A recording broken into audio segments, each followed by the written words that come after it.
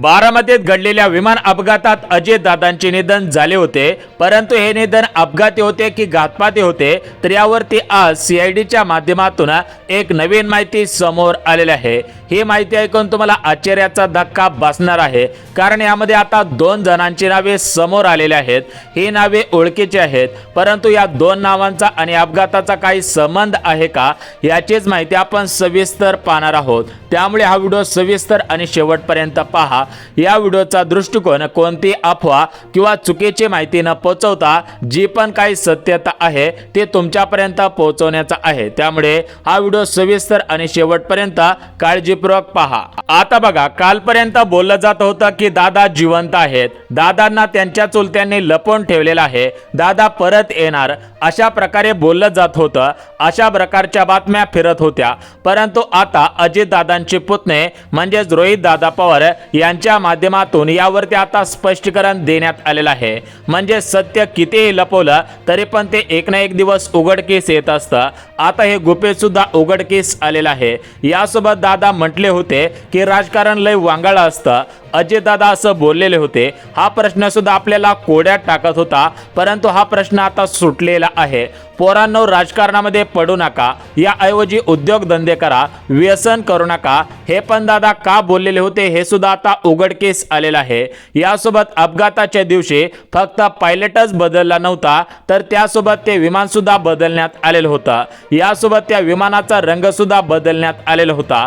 हे प्रश्न सुद्धा आपल्याला कोड्यात टाकत होते, परंतु या प्रश्नावरती सुद्धा आता तोडगा निघलेला आहे। तो सुद्धा आपण याच व्हिडिओच्या माध्यमातून पाहणार आहोत। यासोबत अजून दादांचे चुलते शरद पवार साहेब म्हणजेच राजकारणातील कणखर नेतृत्व अजून या प्रकरणावरती का बोललेलं नव्हतं त्याची माहिती सुद्धा समोर आलेली आहे। यासोबत अरोराचं कॉन्ट्रॅक्ट तटकरे आणि प्रफुल्ल पटेल यांच्यावरती घेतलेला संशय, पिंकी माळीच्या वडिलांनी दिलेली माहिती, यासोबत अमोल मेटकरी यांनी केलेला दावा, सुनेत्रा वहिनींनी या अपघातावरती अजून न फोडलेला हंबरडा, दादांनी बदललेली पाण्याची बॉटल, यासोबत दादांचे देवगिरीतून निघतानाचे न दिसलेले फुटेज, दादा मुंबईच्या विमानतळावरती पोहोचल्याचे न दिसलेले फुटेज, यासोबत ब्लॅक बॉक्स मधील माहिती, ऐनवेळी विमानाचा बदललेला पायलट, खराब असलेले विमान, विमानात असलेल्या अवैध इंधनाच्या टाक्या, यासोबत पक्षातील नेत्यांवरती नाराज असलेले दादा, पायलटच्या पत्नीने केलेला दावा, हा पायलट माझा पती नाहीये,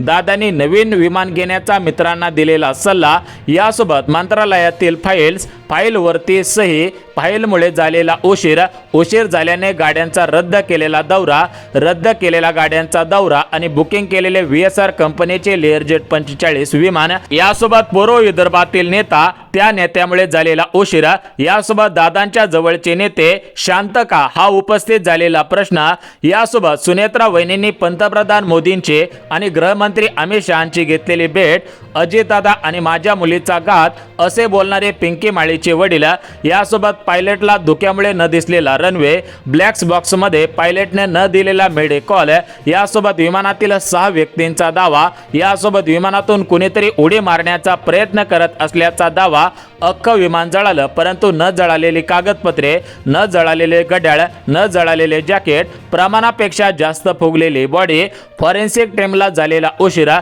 तर या संपूर्ण प्रकरणाचा सविस्तर रिपोर्ट समोर आलेला आहे। त्याची सत्य माहिती तुमच्या समोर मांडत आहे। त्यामुळे हा व्हिडिओ कुठेही स्किप न करता अगदी शेवटपर्यंत आणि सविस्तर पहा। व्हिडिओच्या सुरुवातीला सांगितल्याप्रमाणे आपण कोणती चुकीची माहिती किंवा कोणती अफवा न पसरवता जी पण काही सत्यता आहे तीच तुमच्यापर्यंत मांडत असतो। बघा, मागच्या 2-3 दिवसांपासून गावच्या पारापासून ते मुंबईपर्यंत, मुंबईपासून ते दिल्लीपर्यंत, तर या दिल्लीपासून ते संपूर्ण भारतामध्ये एकच गोष्ट पसरलेली होती। ती गोष्ट म्हणजे अजितदादा जिवंत आहेत। परंतु खरंच दादा जिवंत आहेत की नाही या प्रकरणाचा उलगडा लागलेला आहे। बघा, DGCA ही विमानाची मोठी कंपनी आहे, संस्था आहे, तर यांच्या माध्यमातून काल एक नवीन रिपोर्ट समोर आलेला आहे। तर त्या रिपोर्टमध्ये स्पष्टपणे नमूद करण्यात आलेलं आहे की या लेअरजेट 45 विमानामध्ये 28 जानेवारी रोजी मुंबईकडून बारामतीकडे अजितदादा पवार, कॅप्टन सुमित कपूर, कॅप्टन शांभवी पाठक, विदीप जाधव आणि पिंकी माळी असे 5 जण या विमानाने प्रवास करत होते।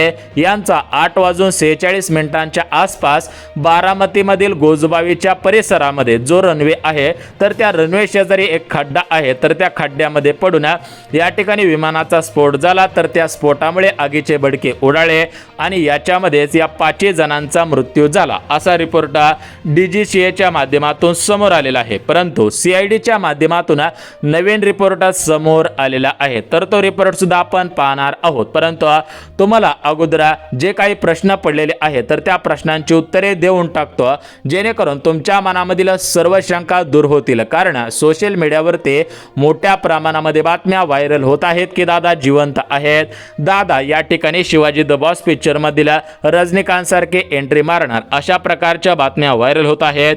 तर त्या खरे आहेत का, खरंच दादा आपल्यामध्ये आहेत का, याची माहिती सुद्धा आपण बघून घेऊया। आता बघा मित्रांनो, बारामतीत घडलेल्या विमान अपघातासंदर्भात सर्वात मोठी आणि धक्का देणारी माहिती आज समोर आलेली आहे। बघा, मागच्या 28 जानेवारी पासून आजपर्यंत ऐकलेल्या बातम्या, पाहिलेले पेपर्स, सोशल मीडियावरती पाहिलेले व्हिडिओ हे आता असत्य ठरत आहेत। कारण तुम्हाला सांगितल्याप्रमाणे CIDच्या माध्यमातून एक नवीन माहिती समोर आलेली आहे। या माहितीमुळे या संपूर्ण प्रकरणाचा उलगडा होत आहे। बघा, बारामतीसह संपूर्ण महाराष्ट्र राज्यामध्ये ज्या काही चर्चा सुरू होत्या, ज्या काही अफवा पसरवल्या जात होत्या, जी काही चुकीची माहिती तुमच्यापर्यंत पोहोचवली जात होते, तर याला आता पूर्णविराम लागत आहे। कारण अजितदादांच्या अपघातासंदर्भात महत्त्वाची माहिती समोर आलेली आहे। यासोबत तुमच्या मनामध्ये जो प्रश्न पडलेला होता तो प्रश्न म्हणजे दादा जिवंत आहेत का, तर त्या प्रश्नाचं उत्तर सुद्धा भेटून आलेलं आहे। बघा, एकंदरीत विचार करायला गेला तर 28 जानेवारी रोजी दादांच्या विमानाचा अपघात झालेला आहे। यामध्ये दादा जखमी झालेले आहेत, दादांचं निधन झालं, अशा प्रकारे लागोपाठ 3 बातम्या आलेल्या होत्या। तर या 3 बातम्या आल्यामुळे संपूर्ण महाराष्ट्र राज्यामध्ये 28 जानेवारी रोजी दुखवटा जाहीर करण्यात आलेला होता किंवा दुखवटा पसरलेला होता। सर्वजण दुःखामध्ये बुडालेले होते। त्याच दिवशी अजितदादांचे निकटवर्ती असणारे आमदार अमोल मिटकरी यांनी उपस्थित केलेला प्रश्न आणि या प्रश्नामुळे तयार झालेले नरेटिव्ह, यासोबत खासदार बजरंग सोनवणे, संजय राऊत यांनी सोबत उपस्थित केलेले प्रश्न, अंजनी दमानिया यांनी सुद्धा उपस्थित केलेले प्रश्न आणि या प्रश्नांवरती आजपर्यंत निघालेले तोडगे, यावरती सुद्धा आपण महत्त्वाची माहिती घेणार आहोत, बोलणार आहोत। यासोबत अजितदादांचे पुतणे, यासोबत शरद पवार गटाचे आमदार रोहित पवार यांनी उपस्थित केलेले प्रश्न, त्यावरती सुद्धा आपण पाहणार आहोत। अजितदादांना खरंच चाहूल लागलेली होती का, किंवा दादा जिवंत आहेत का, याविषयी सुद्धा आपण महत्त्वाची माहिती बघून घेऊया, जेणेकरून सर्व शंका दूर होऊन जातील। परंतु मित्रांनो, अजितदादा जिवंत आहेत हे कोणत्या आधारावरती बोललं जात आहे हे आपण सर्वात अगोदर लक्षात घेऊया, जेणेकरून तुमच्या मनामधील सर्व शंका दूर होऊन जातील। बघा, आपल्या चॅनलच्या माध्यमातून जी पण काही सत्यता असते तर ती सत्यता तुमच्यापर्यंत पोहोचवली जात असते।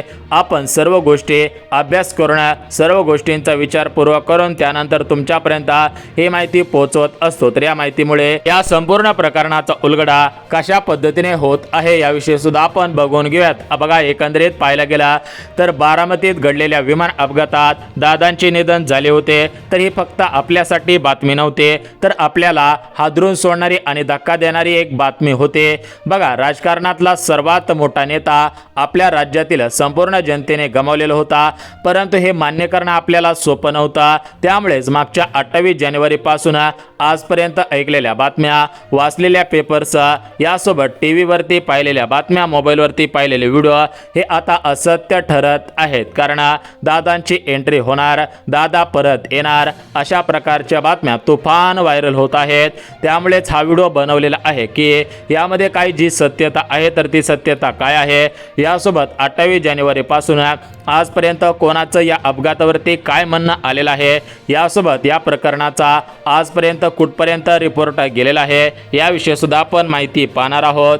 यासोबत गावाखेड्यापासून ते शहरी भागापर्यंत सुरू असलेल्या चर्चा यावरती सुद्धा आपण बोलणार आहोत। परंतु खरंच असं होऊ शकता की दादा जिवंत आहेत का, आहे तर ते कुठे आहेत? विमानामध्ये 6 व्यक्ती होत्या, मग 5 जणांच्या बॉडी का सापडल्या? अजय दादांचे पायलट वेळेला का बदलण्यात आलेले होते? सकाळी 6 वाजता कुठे ट्रॅफिक असते का? असं सांगून या ठिकाणी पायलट का बदलण्यात आलेले होते? वहिनीने उपमुख्यमंत्री पदाची शपथ लगेच का घेतलेली होती? शरद पवार साहेबांनी अपघात आहे हे लगेच का मान्य केला?